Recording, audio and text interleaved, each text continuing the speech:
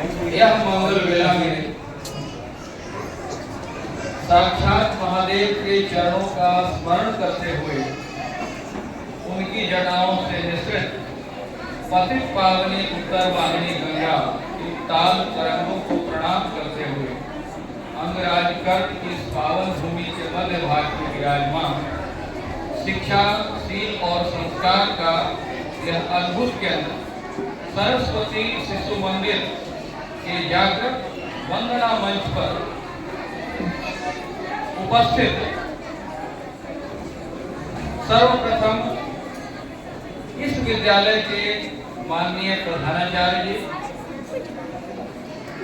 और यहाँ पर आमंत्रित विशेष अतिथि के तौर पर उपस्थित हमारी सेना के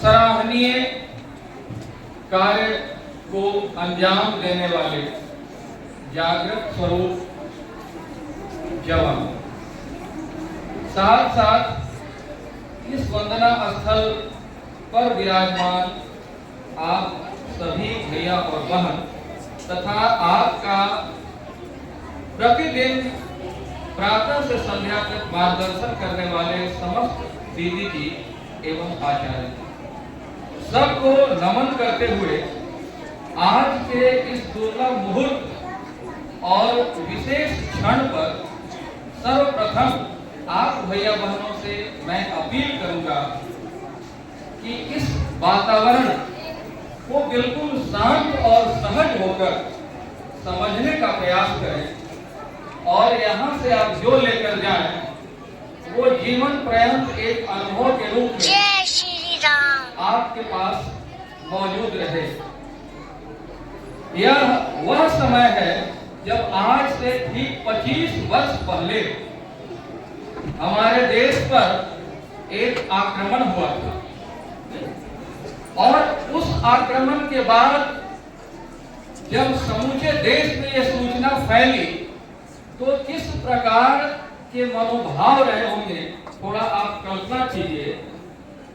और उसको हमारे जवानों ने, हमारे देश के एक एक नागरिकों तक ने किस रूप में लिया उस चैलेंज को और उसका कैसा जवाब दिया, दुनिया ने उसे देखा, कितना सराहा और उसका क्या प्रभाव पड़ा।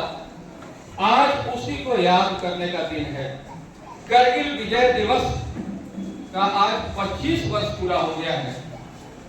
एक ऐसी लड़ाई भारतीय सूरवीरों ने, रणवीरों ने लड़ी जो 18,000 फीट की ऊंचाई पर लड़ी गई, 10 डिग्री सेल्सियस माइनस तापमान में लड़ा गया, हर प्रकार से प्रतिकूल वातावरण में लड़ा गया, लेकिन अपने जवानों ने जो कुछ कर दिखाया, दुनिया ने दांतों तले उंगली दबा लिया।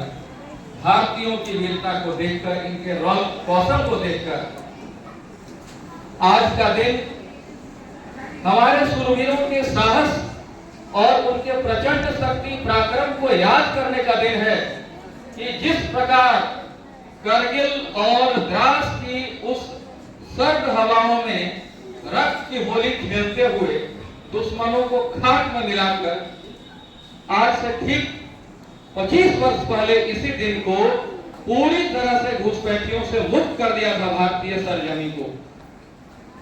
पूरी दुनिया ने इनके रण कौशल को देखा था। आप सभी बच्चे हैं, थोड़ा आपको अपनी सीमाओं के विषय में, अपने देश के भूगोल और इतिहास के विषय में जानकारी प्राप्त करने की उत्सुकता रहती होगी। काफी संक्षिप्त। सर्वप्रथम जब बर्फ अधिक होती है तो भारत और पाकिस्तान की जो सीमाएं हैं भैया बहनों, दोनों ओर से सैनिक निचले इलाकों में चले जाते हैं, क्योंकि वो असह्य स्थिति होती है जहां मानव का होना और रहना काफी मुश्किल होता है। वैसी ही स्थिति आज से 25 वर्ष पहले हुई थी। दोनों देश के जवान थोड़े थोड़े पीछे हटे थे, लेकिन इस बीच दुश्मन के नापाक इरादे कुछ और थे और घुसपैठियों की शक्ल में पाकिस्तानी सेना के 30,000 जवान हमारे भारतीय बॉर्डर को क्रॉस कर गए। 5 जुलाई का समय था 1999। अब देखिए, नागरिकों की बात आती है। हमारे देश के सामान्य नागरिक कितने जागरूक होते हैं और देश के प्रति कितना सोचते हैं। एक चरवाहे ने आकर यह सूचना दी अपनी भारतीय सैनिक टुकड़ी को कि ऐसा लगता है कि हमारे इलाके में दुश्मनों का दखल हो गया है, दुश्मन प्रवेश कर गए हैं, ऊंची ऊंची चोटियों पर उनका कब्जा हो गया है। 5 तारीख को भारतीय पेट्रोलिंग टीम उन्हें देखने जाती है।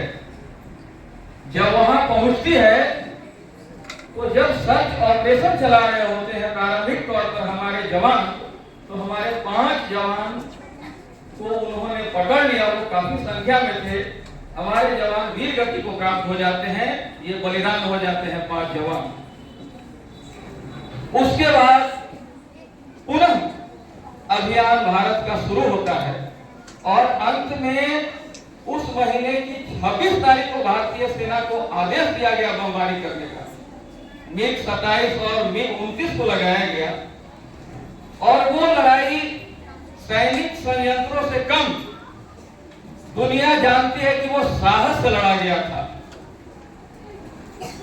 और उस साहस के बदौलत भारतीय सेनाओं ने, भारतीय जवानों ने जो कर दिखाया कि उनके मंसूबे इतने पक्के थे, उन्होंने पक्के बनकर घर सब कुछ बना डाले थे, लेकिन हर चीज ध्वस्त कर पुनः उन्हें लौटना पड़ा।